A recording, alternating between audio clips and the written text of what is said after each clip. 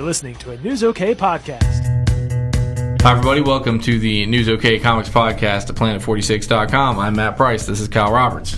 Yeah, we've got a lot of stuff going on, a lot of movie news, a lot of comic news. Chris Evans is Captain America, and there's a Scott Pilgrim trailer release. All right, that's exciting. There are some concerns that all this digital comics and digital push to comics, you know, what does that mean? What does that mean for the people like us that actually like to read the comics and hold the comics and collect comics? Exactly. What does that mean? Let's find out in the Comic Surge. I went to the Comics Pro members meeting in Memphis, Tennessee this last week. That's where a lot of the top retailers in the country meet with a lot of the publishers. And a big concern that people talked about was digital comics. What does that mean? Does having these comics on the iPhone mean we're not going to see comics in print anymore? What's going to happen there? And pretty much every publisher said, we like what we're getting in the direct market. We like having comics for the fans. We hope that by putting these things on the iPhone, it will bring in more people who maybe aren't familiar with them, don't know how to find a store. They can read them and then go find new products. The publishers there said, you know, we're profitable doing this. Fans like this. We don't want to stop doing the printed comic at all, and that's where our focus is. However, you can't really ignore the fact that tons of these people have iPhones. Tons of people are going to have an iPad. You know, we want to have some way to reach them and hopefully drive more people to buy comics in the comic shops. That was the basic idea behind the publishers saying they hope that digital will be a new revenue stream, sure, but primarily exist as advertisement for the print stores. I think that sounds about right. I like downloading digital comics and putting them on my iPhone if I'm in an airport. Not that you couldn't take a comic on an airport, but you can have several on there and just kind of flip through them. But if I'm relaxing at home, I kind of like to have the firm, the print comic book. So maybe people will be able to find both. Maybe some people will like both. Maybe it will bring in new people who aren't familiar with the products already, because comics, there's a lot of great ones out there right now. What else happened at the conference? Robert Kirkman was there. He also talked some about Image's digital strategy and said that's kind of their plan. He also talked about The Walking Dead, which is going to be a new TV series from AMC TV. Of course, Kirkman's a partner in Image, and he writes Haunt and The Walking Dead, Invincible, for that publisher.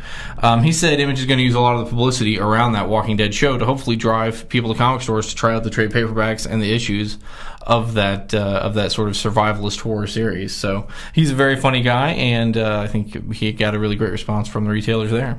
Sweet. And then now movie news? Exactly, yeah, from TV to movies. The big bombshell, I guess, is we finally have a Captain America. Yep, Chris Evans is Captain America. Hollywood Reporter, again, first on action on this. Yeah. He says he will wield the shield. Captain America. Yeah, I don't think we have, it's reported, it's pretty steady. I don't think we have confirmation or Chris talking about the role yet, but it looks like it's pretty much happening. And we're seeing fans putting up Photoshop art all over the place already. People are getting kind of excited about it. I think people were just ready to have it picked because we talked about it for so long, What do you think? You think he could be? My first thought was he was the Human Torch. He's good, the Human Torch. Is he also going to be Captain America? So my first thought was, boy, I'm not sure. I'm starting to look at some of this art online. I'm thinking, well, maybe, depending on the costuming and all that, maybe he can pull it off. So, I think he looks like Captain America. I don't know. Is there a rule about double dipping superheroes in the same universe? At least they are kind of different characters, because Fox did FF and Marvel's doing Captain America, so they're probably looking at it as almost a different universe because they're not going to cross over in the films. He's also going to be in Scott Pilgrim versus the World and The Losers coming up pretty soon, so he is well caught up in the comic book world. But speaking of Scott Pilgrim, has a new trailer, which he is in, and that trailer looks fantastic. It does. That is exactly, I think, so far what I want that movie to be. I love the graphic novels; they are fantastic. I think it's going to have a huge fan base for people that don't read the graphic novels. Here's the movie, and I think it might get you to read the graphic novel if you see this movie. And what the heck is this? I want more of this. Looks fantastic. It's by Edgar Wright, who did Hot Fuzz, Shaun of the Dead. Absolutely. Michael Cera is the star. Highly looking forward to it. Sweet. All right, so let's dig into the review file. All right, let's start with Uncanny X-Men Nation X, number 522. Kitty Pryde is back. That's right. A longtime fan favorite character that left the Earth at the end of Astonishing X-Men, the Joss Whedon run, I believe, and could be back. Yeah, Magneto's kind of been on this meditation state for a while. Some blood's coming out of his nose. Which in comics, it's serious when blood comes out of their nose. And he may have something to do with this. So check out Uncanny X-Men. All right, yeah, by Matt Fraction, one of our favorite writers around here. Mark Miller and Steve McNiven, the team behind Civil War, has a new creator-owned series from Icon. Nemesis, sort of a evil Batman. Very evil. Goes around killing the good guys. Of course, it's very dark, it's very graphic, it's very gory. It's a Mark Miller creator-owned title, so you shouldn't be surprised. The art is very well done because McNiven is amazing. The story is interesting because Mark Miller knows how to get you pulled into a story. Absolutely. Wouldn't recommend it to anybody underage by any means, but it's doing well. I've already heard reports of it selling out in shops across the country. So cool. Nemesis. And then Last Stand on New Krypton continues in Superman 698.